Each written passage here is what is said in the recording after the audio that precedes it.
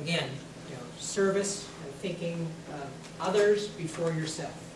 All right? And that's a classic scene, like I said, out of the movie. Well, let's hone in on parents, because that's what you guys are, and we're pleased, of course, that you've decided to have your youngsters come here to prep. I always admire parents because you guys have an extremely difficult task in today's world. You don't get a manual that tells you how to do it, right? And there's only on-the-job training that you get to do. And then we have, also the economics of things. I taught a class out at WSU this summer, a business law class. I had 10 students in the class. I told them I graduated from WSU in 1970. Of course, they all gasped at how long it was. And these were all true freshmen or sophomores. I asked them what their tuition was. And I forget what it is for the summer, but basically at WSU now it's about $7 grand, okay, for a year. When I was a freshman at WSU in 1966, you guys, tuition was $172.50 a semester, $350, all right? Room and board was about $800. You could make enough money to go to college during the summer months when I was in school. Those days are long gone. So you guys as parents have a lot of issues and concerns. And again, hopefully most of you are doing what we have in the bottom of the overhead there. Teach and model and emphasize good behavior. And part of that, of course, has to come in the context of athletics. So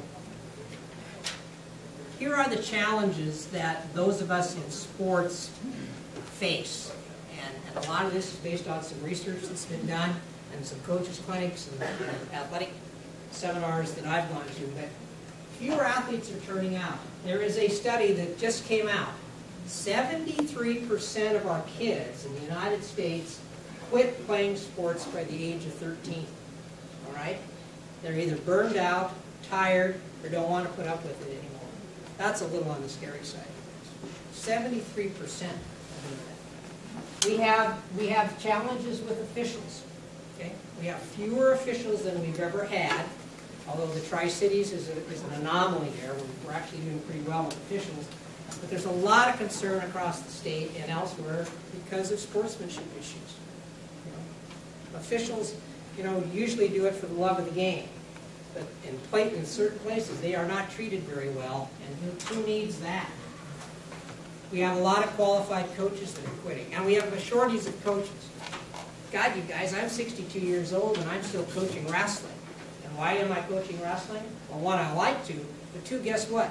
There are not very many qualified wrestling coaches out there anymore because we don't have wrestling in our colleges in the state of Washington because of funding issues, all right? So old codgers like me who can barely get down on the mat have to coach and help the kids out. So that's an issue. Fewer coaches, fewer qualified coaches. Sportsmanship is a concern. Violence at games. I have two good friends of mine that I went to school with that are police officers in Seattle. They will tell you that at basketball games in Seattle, they absolutely know for sure that there's at least 2 or 3 people in the stands that are armed, okay, that come to the games with firearms. Okay? And we've had a couple episodes. We had an episode last fall in Grandview with a shooting right across the street from the football facility at Grandview High School. Fewer role models, is a concern. And again, parents understanding their role is an issue that a lot of us try to emphasize in a positive manner. So let's take a look at some of those issues in a little more detail. Okay? Let's start with sportsmanship. Okay? Sportsmanship, I think, has a number of significant components. One is the issue of respect. Respecting the officials, respecting your opponent, and probably more important than even what I've got in the overhead is respecting the game. Respecting the game itself. If you know the game, know the rules, you'll understand what's going on out there. And with regards to officials, let me just encourage this. We all have issues on occasions with officials, all right? They are not perfect. Remember this, though. In our league and in our district, every official is graded after every game and event. I grade all of the football officials after every football game, and that goes into the assigning secretary of the Officials Association. I grade the volleyball officials. I grade the basketball officials. I grade the wrestling officials that I see. The umpires in baseball, the umpires in softball, they get that input. You guys don't have to worry about that. If there's a concern about an official and his qualifications or her qualifications, that gets dealt with. So let me just emphasize that to you. Maintaining self-control. Again, there have been times when I found myself biting my tongue at a basketball game because of a couple calls or whatever. Absolutely. But we're the adults. We need to set the role model. We need to set the pace for our kids. Recognize and appreciate the skill and performance. You know, if some kid from another school comes here at prep and plays a great football game or a great basketball game or wrestles his heart out on the mat, let him know that.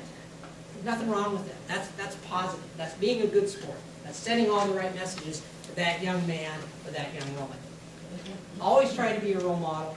Always try to be cognizant, again, of security and the safety of our student athletes. You know, it doesn't take a whole lot. Some of you may have recollections from your high school era to start something that cascades into trouble. Okay? And that can happen. And it can be done verbally, by action, and oftentimes, candidly, it's done by a parent. I mentioned our sportsmanship standards, okay?